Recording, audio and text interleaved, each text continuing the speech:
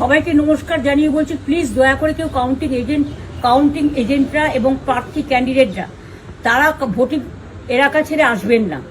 Strong রুমে যেখানে counting হচ্ছে, মানে সেন্টারে, সেখান ছেড়ে কেউ আসবেন না। এটা বিজেপির প্ল্যান।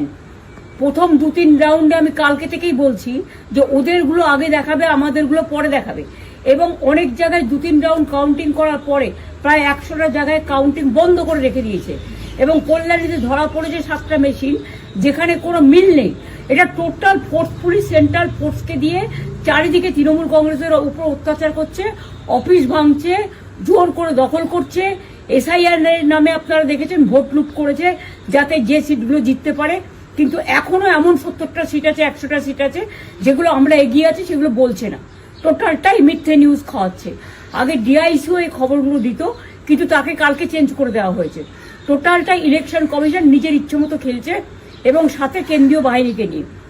এবং আমাদের পুলিশরা টোটাল মাথা নত করে কেন্দ্রীয় বাহিনীর আন্ডারে কাজ করছে।